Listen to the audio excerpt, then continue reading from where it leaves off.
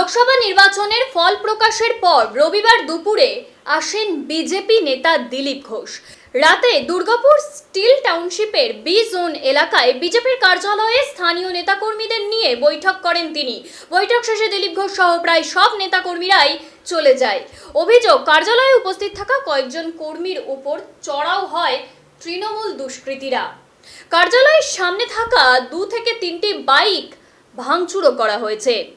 সোমবার সকাল 8টায় city centre Chaturanga ময়দানে প্রাতঃভ্রমণে বেরিয়ে দিলীপ ঘোষ বলেন, নির্বাচনের প্রচারে প্রথম এই চতুরঙ্গ ময়দানে এসেছিলাম, আবার এখনকার সিনিয়র সিটিজেনদের সাথে দেখা করতে এসেছিলাম। গতকাল কর্মীদের সাথে বৈঠক করে বেরিয়ে এসেছিলাম, আর তারপর দুষ্কৃতীরা কয়েকটি বাইক নিয়ে সেই জায়গায় ভাঙচুর করে। এগুলো যদিও বা কোনো বড় ব্যাপার নয়, পশ্চিমবঙ্গে ভোট পরবর্তী সন্ত্রাস ছিল, আছে। আমরা কর্মীদের সাথে কথা বলেছি, পুলিশ প্রশাসনকে বলেছি আস্তে আস্তে সব বন্ধ হয়ে যাবে, কারণ মানুষ এইসব চায় না। তিনি আরো কি বললেন শুনে নিন।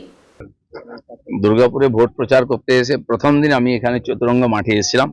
এখানে আমাদের অনেক সিনিয়র সিটিজেন আছেন যারা 70, 80, 85, 90 বছর বয়স, সুস্থ, তারা ঘুরছেন। দেখা হয়েছিল, তারা আমাকে জিজ্ঞেস করেছিলেন আপনি থাকবেন তো, আবার আসবেন তো।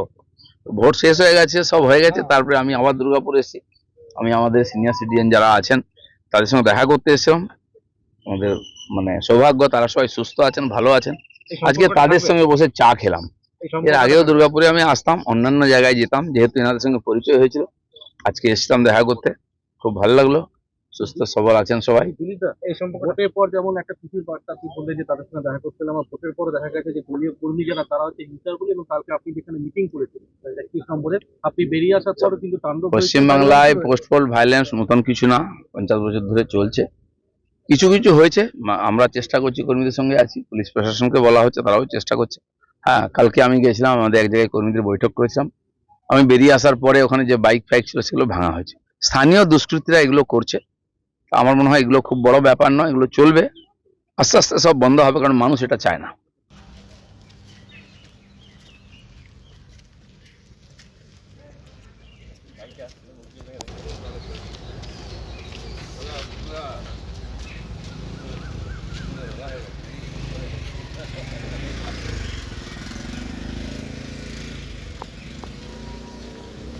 মর্নিং দাদা।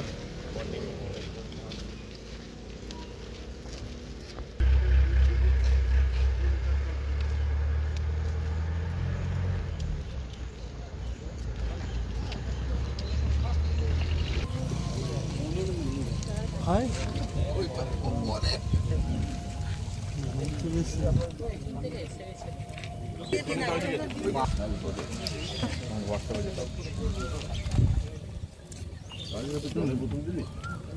হ্যাঁ মিডিয়া বাকি আছে। ধরো ধরো ধরো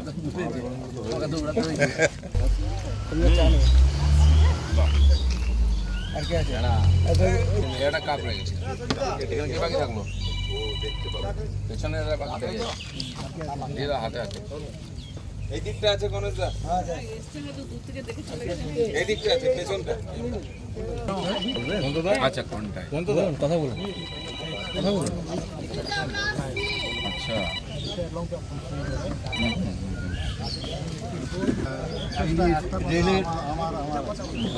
রেলের লোক আমরা দেখি পেপারে কিংবা নিউজে,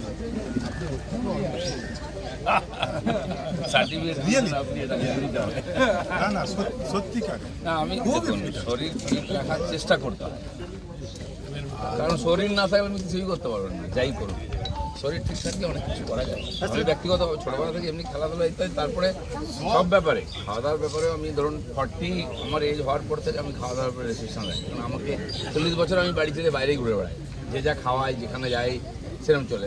আমি চয়েসটা নিজের মতোই করি। কারো বাড়িতে খেতে গেলে আমার বাঙালি বাড়ি দুনিয়া রান্না করবে। আপনি এখন কত রান করছেন? কত? 61, 62। খুব ভালো আছে, খুব ভালো।